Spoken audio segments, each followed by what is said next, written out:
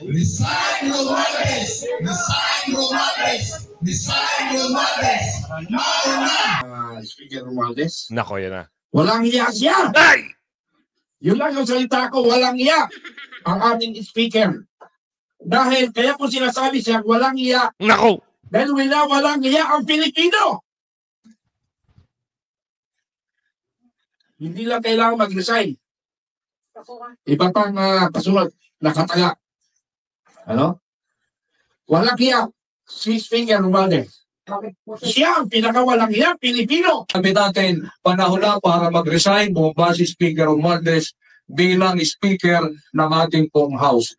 Kaya, Speaker Romualdez, resign na. Nauna. Nako, yan. Nakita niyo po, napapailaliman niya ang presidente at ang asawa sa larawan. Ito po ay nagre-represent ng kay Ginoong Romualdez. Yes. Good morning mga kasama. Nandito na naman si Kuya Goods nagbabalik. At syempre, kung di ka pa nakasubscribe sa ating channel, pa-subscribe na lang po at hit mo na rin yung bell para lagi kang updated sa ating mga video. Eto na! Parang hindi ata matutuloy ang inaasam na pag-upo nito ni Atras. Bakit kaya? Bakit kaya? Anong problem? Atras, hindi makaupo sa 20th Congress. May utos na ang Supreme Court. Sabi dito, karma is real. Woo! At talaga naman. At ito naku, bali-balita ito. Talagang pinagre-resign na itong si Sticker. Si Sticker Balolong. Gustong pag-resignin. At may sigaw dito. Resign. Sticker resign. Sticker resign. Anak ng bugi, yung malaking grupo, kasama na dyan yung ibang leader, mga retired army, mga kilalang mga personalidad, at yung iba, abogado pa.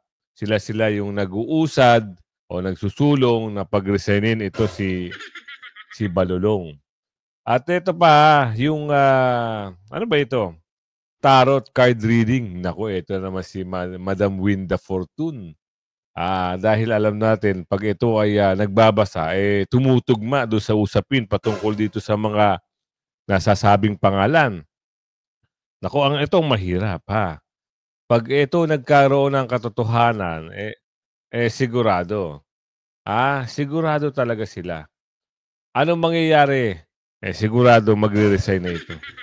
Pasok natin ito, Siguradong iiyak ang mga supporter nito ni Atras. Hindi makakaupo Pasok na natin. Siyami ang pag-upo ni Benny Abante. Hindi rin ba matutuloy ang pagkuha ng seat sa Duterte Youth Party List ng Gabriela Party List? Malamang. Sa isang makasaysayang desisyon kasi, tuluyang ibinasura ng Korte Suprema ang tinatawag na second placer rule, kung saan pinipilit ng natalong kandidato na maupo sa pwesto kung madiskwalipika ang nanalo. Ito ay matapos ang en banc ruling ng Supreme Court sa kasong Datu Pax. Pero wag na muna natin ituloy yan, pansamantala. Kasi, nakalike ka na ba? Kung hindi pa, i-like mo muna yung video natin. Share mo na rin, Share mo na rin. At kung bago ka pa lang sa aking channel, mag-subscribe ka na. Ito, bell all nyo po para meron kayong notification everyday. Ito na! DS Mangudadatu versus Commission on Elections na isinulat ni Associate Justice Garland. Ayon sa korte, walang batas na nagsasabing pwedeng italaga ang second placer bilang panalo. Dagdag nila, nilalabag nito ang karapatang bumoto ng taong bayan. Yun, doon na tayo kakaroon ng problema. Ito ay nasasaad sa rules ng Supreme Court. Supreme Court disqualified winner can be replaced by second placer. Yan. Ano masasabi kaya ni Milek dito? Milek! Ano na? Naku, sisingilin ka ng 25 million yan. Sabi ni Aling Lorraine. Oo, kasi dito sa Supreme Court rules, walang mangyayaring second placer. Kung ikaw ay magaling at ito ay madiktahan mo, iba ka na. Iba na yung level mo. Nakaka-irita ka na. Pag ito ay nakaupo pa, yung mga sinabi mo na sila ang papalit doon sa mga na-disqualified, pag pinayagan ka ng Supreme Court, ibang level na. To the highest level na kayo. Kayo na talaga ang bida. Wala nang makakapigil sa inyo. Oo, nakaka-bad trip na kayo. Tuloy. Anila, the second placer rule undermines the people's choice in every election. Binanggit din ng korte ang lumang kaso ng Geronimo versus Ramos noong 1985 kung saan iginiit na hindi pwedeng ideklara ang natalo bilang panalo dahil hindi ito ang pinili ng nakararami. Ibig sabihin, kahit madiskwalipika ang isang kandidato, hindi automatikong uupo ang second placer, kailangan pa rin ng bagong halalan o legal na proseso. Ayos. Kung matatandaan, kinansela ng COMELEC 2nd Division ang proklamasyon kay Congressman Joey Uy bilang congressman ng ika-6 na distrito ng Maynila. Ito ay dahil kinonsidera umano siya ng COMELEC bilang non-candidate at ang kanyang certificate of candidacy ay nadeklara bilang void ab initio. Dahil dito, idineklara ng COMELEC na ang sumunod kay Uy sa bilangan na si incumbent Congressman Benny Abante ang siyang kikilalaning nagwagi sa halalan. Kaya lang mukhang ang kaligayahan ni Abante ay parang umatras dahil maliwanag ang utos ng kataas-taasang korte.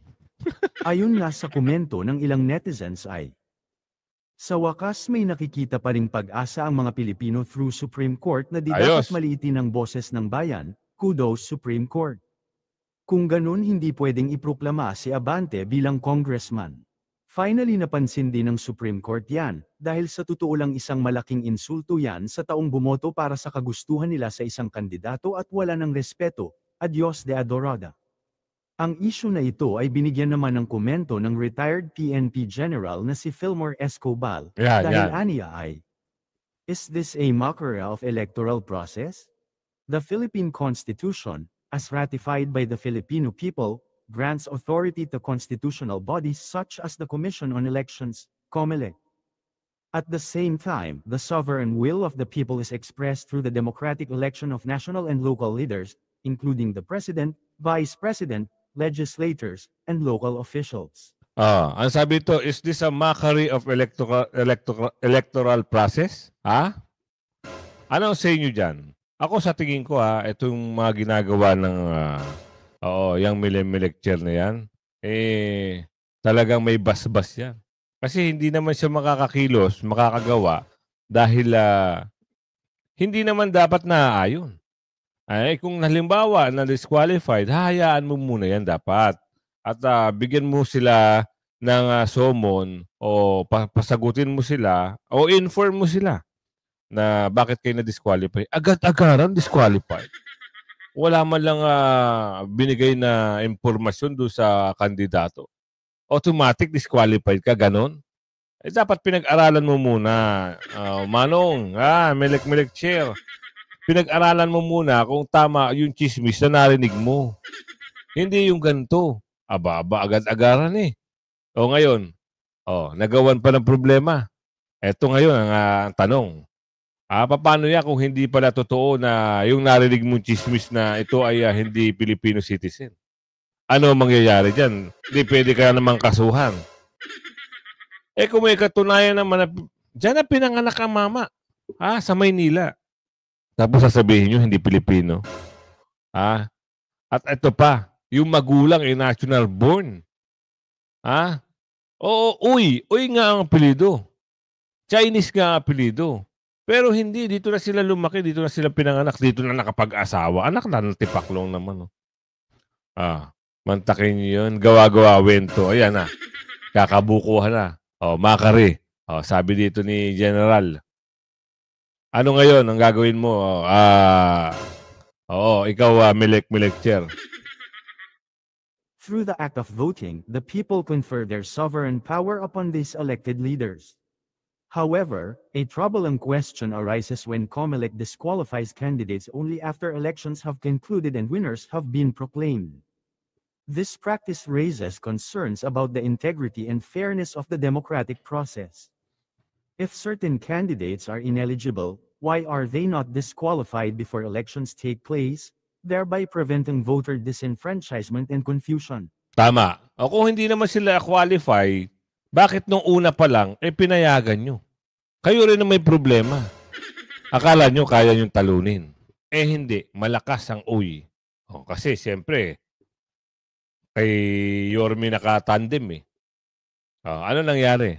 Ngayon, gawa-gawa paraan. Saklap ano? Diba? Ito ang hirap kasi dito, mga kasama. Pag araw ng eleksyon, pag halimbawa kampanyahan pa lang, pag file pa lang ng candidacy, hindi na nila binubusisi kung sino yung may mga kaso. Oh, 'di ba meron nga silang na parang na-cancela yung pagtakbo. Dapat doon pa lang sinama niyo na to si Uy. O ano nangyari? Pinatakbo nyo. Akala nyo hindi mananalo. Ngayon sasabihin nyo hindi Pilipino. Hindi na Filipino citizen ang mama. Tumanda na sa Maynila, nagsilbi na ng 25 years sa Maynila, hindi pa rin Pilipino. Ano ba ang rules? Pag ikaw ay tumira sa isang bansa more than 20 years, pwede ka na maging citizen. Oo. Yun ang pagkakalam ko. I-correct nyo lang ako kung mali ho yung pagkakaintindi ko. Di ba? Ayan ang sa ibang bansa nga eh. Okay, sige, sabihin natin. 3 years. PR. Hindi. Resident. Tama. Resident visa. 3 years na dali mo. Pasok ka ngayon, apply ka ngayon, PR. Additional 2 years o 3 years. Permanent residence, PR ka na. Oh, pagtapos mo ng 3 years ulit, apply ka ngayon ng citizen. Wala pang 10 years. 'Di ba? Citizen ka na. Dito, 21 years nagsilbi na sa gobyerno, hindi pa rin citizen. Anak ng tipaklong ng mga utak yan. Oh. Abogado ba to? Abogado ba ito? Bakit hindi alam yung ganung cycle ng ng pagiging Pilipino o ibang alam niyo yun?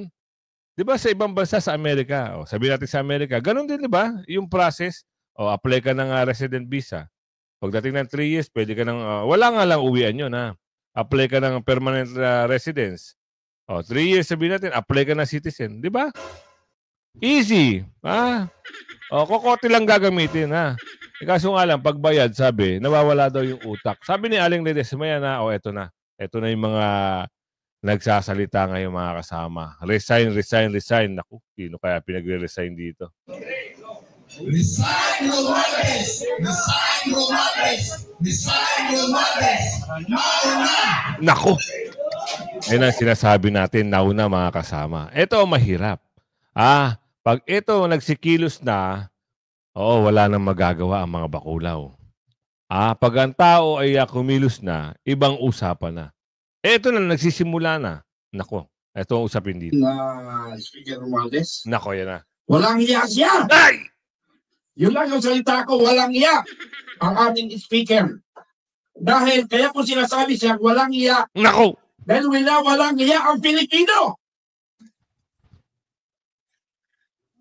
Hindi lang kailangan mag-resign. Iba pang kasunod, nakataga. Walang iya si Speaker Romualdez. Siya ang pinakawalang iya Pilipino sa ibabaw ng mundo. Bakit? Bakit? Ginagawa tayo Nako, Lahat tayong taga. Ginawa tayong taga. Now, kung may lalagay siya as speaker, Nako. muli, lahat tayong taga. Lahat tayong gago. Bakit? Hindi tayo lumalaban sa katotohanan. Kaya ako bumuo ng Filipino Guerrilla Forces for change and for ready. Baka magkaroon ng World War III. Tayo, ang bansang Pilipinas, ay naharap sa peligrosong sitwasyon sa dulo ng mundo. Ngayon, ang ating gobyerno, politika pa rin. Politika pa rin. Para pabagsakin ang Duterte. Bakit Duterte ang kalaban nila? Pilipino ang kalaban ni Romualdez. I'm sorry, sir. Magkakababayan tayo.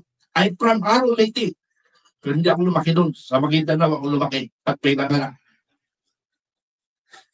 Kaya panawagan ko, Speaker Romualdez, kung may kalian ka, pati pamilya mo, sana makiusap ang iyong pamilya na mag-resign.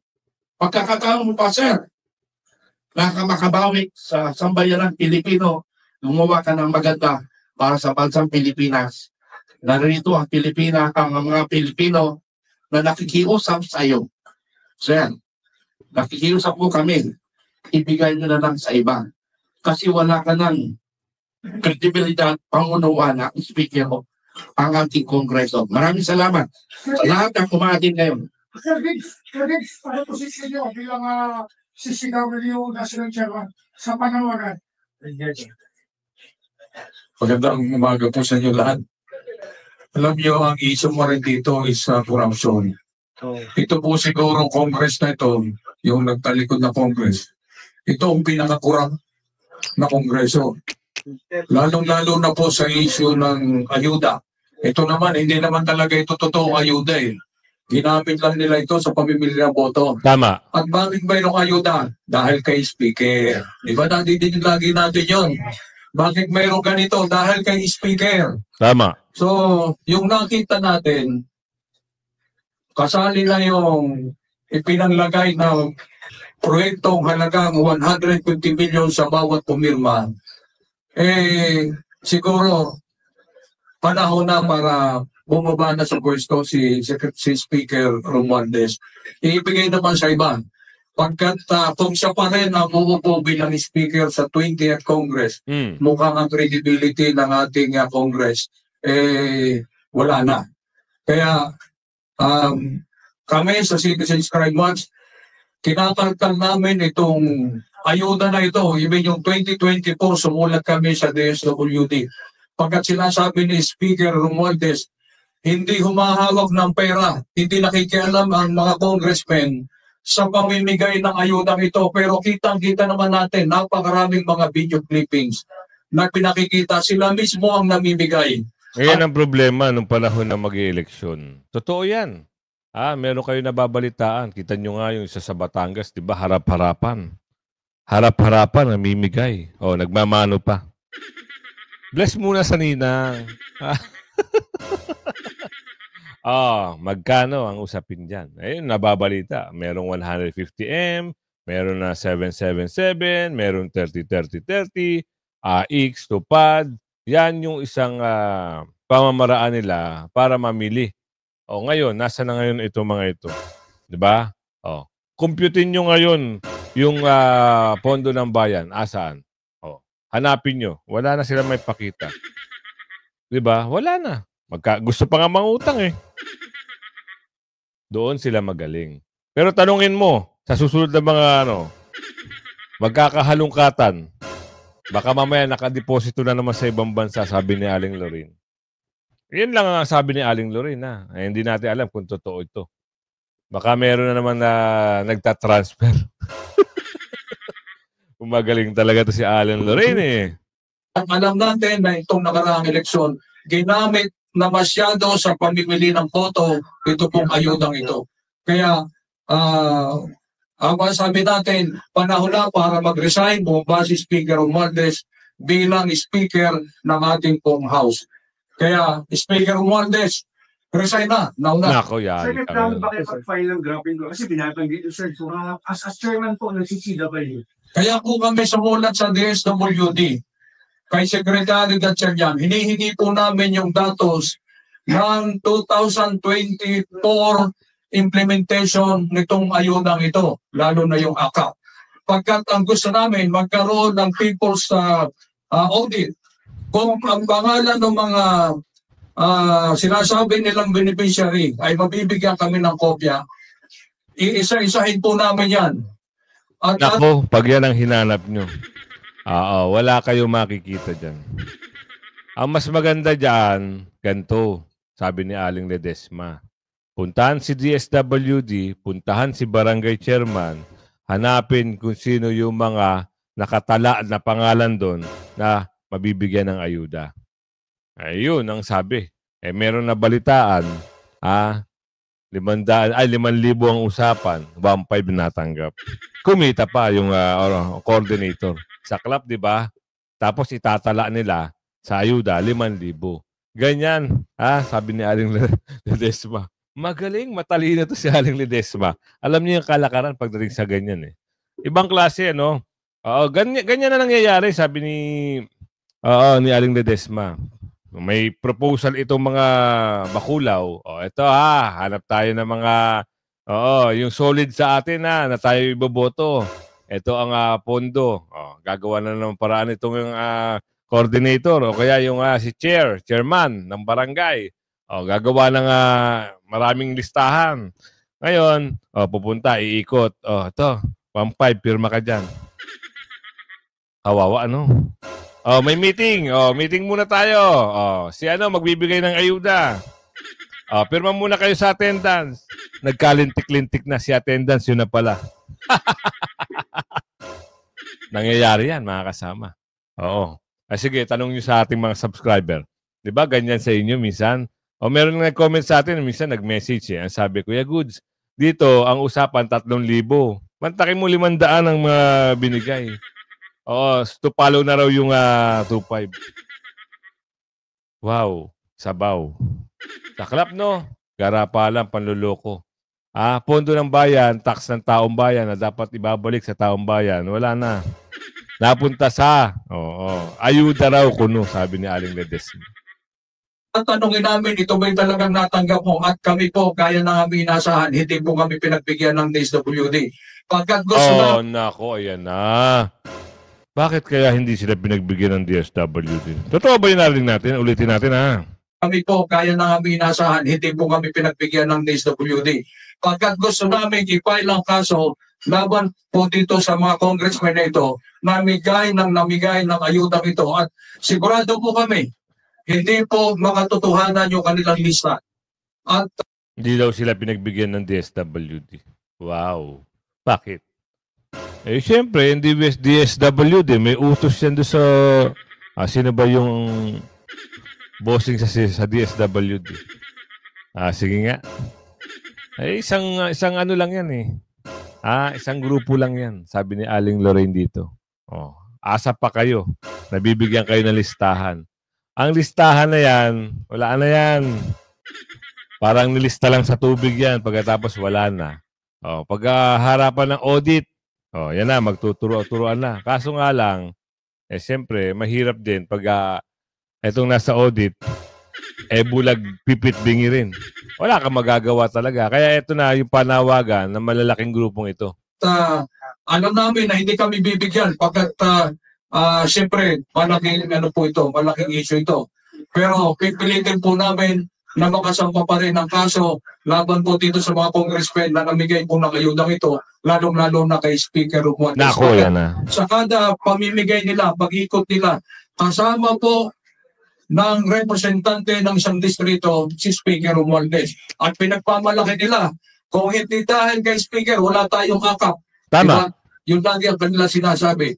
Kaya meron tayong akap dahil kay Speaker. At dahil sa akap, kailangan mag-resign na si Speaker Romualdez.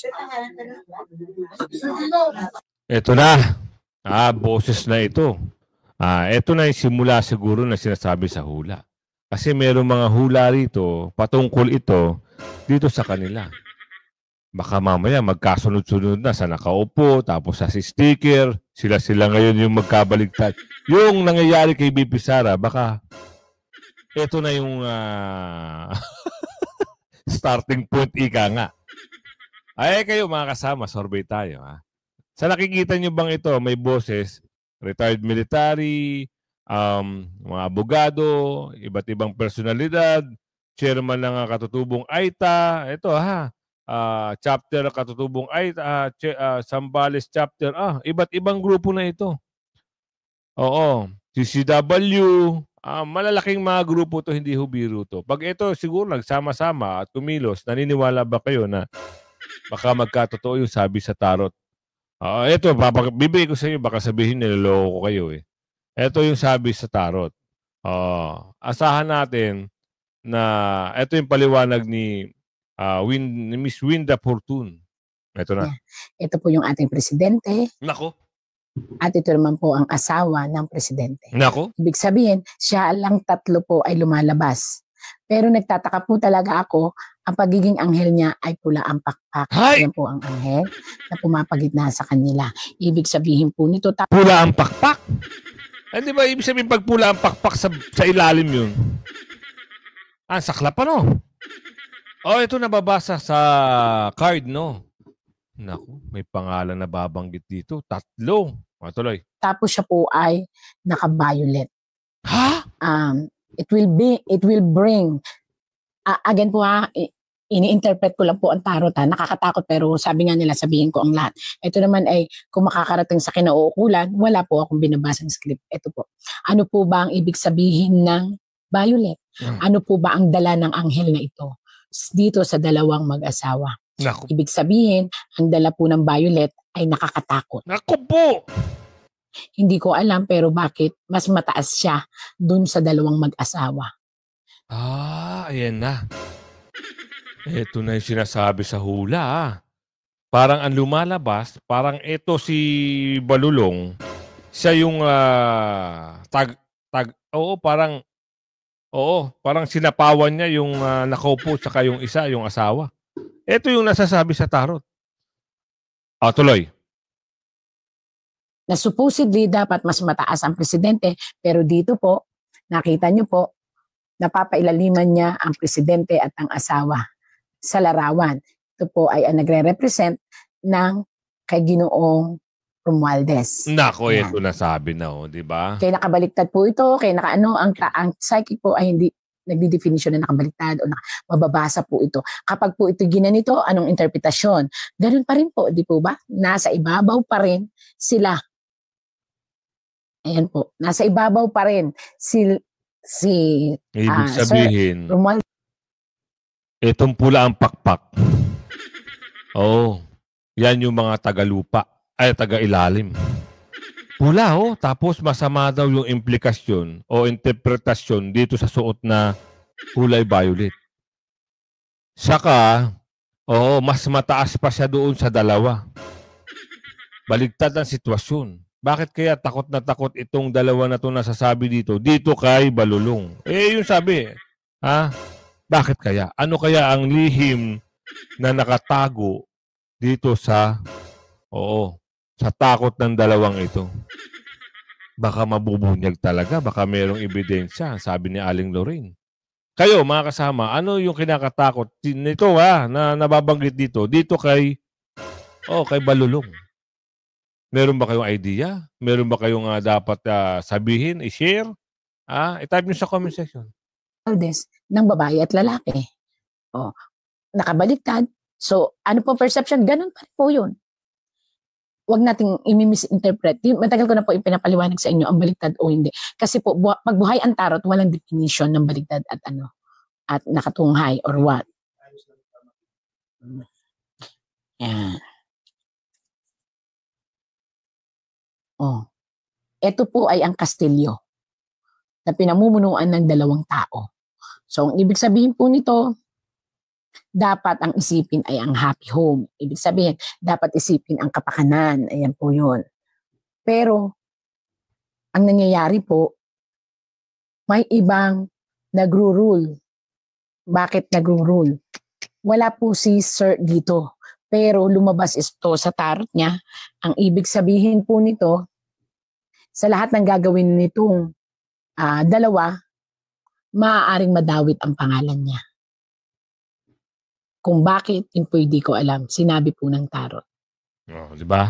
Ito ay palasyo, ito ay ang babae, ito ay nagsisignifies din ng mag-asawa na nagpapatakbo. Pero dumikit siya kay Sir, kaya Martin Romualdez. Kaya laging madidikit at madidikit ang kanyang sitwasyon or anumang bagay. Kasi ang plano ay laging nadikit sa kanya. Yan. Kaya mag-ingat, sir, kasi dito po kasi lumalabas na ang pakpak ay pula. May mga bagay na lihim na nakakalkal sa pamamagitan na rin ng kinalalabasan ng pamumuno nitong lalaki at ng babae. Yan. So, dito, makikita natin na talagang dawit na dawit po at lagi kayong kadikit ng dalawa. Mga plano. Ito po ay plano ni Sir Martin Romualdez na Nako. nakikita ng tarot kung saan nagpapakita siya ng imahe ng pagiging anghel. Pero makikita niyo po dito, itong planong ito ay parang hindi kinakagat ng mga tao. Bakit Tama. po? Makikita niyo po dito na ang mga tao sa halip mabuo ay nag-scattered. At ang tinitingnan ay ang mapapakinabangan lang pero ang idea hindi. Nako, Hindi. Ayan. Ito po ay mga tao. Hindi po ito politiko kundi mamamayang Pilipino. Yun. So, ang iniisip ng iba, ito ay pag-a-approach para mawala ang kanyang pangalan dito sa mga gulong nangyayari sa pamumuno ng babae at lalaki. Yun po ibig sabihin gumagawa po ng approach si Ginoong Martin Romualdez para mapabango o mapaayos ang tingin sa kanya ng mga tao. Maaaring siya ay gumagawa ng mga social gathering or na para sa pangmasa o kaya ay pamimigay ng mga tulong sa mga taong mahihirap, pero natanim na po kasi sa isipan ng mga tao. Yan sinasabi ko na sa inyo. Sino-sino yung mga nababanggit dito. Tama nga naman yung basa rito, no? Nagpapanggap na anghel, mala-anghel, pero iba yung nakikita ng taong bayan sa pagmumukha ni Balolong. Kung umabot ka sa video natin ito, sabihin mo saan lugar ka, shoutout sa'yo ng bonggang-bongga. Like and share po ng video. Hanggang sa muli. Bye-bye!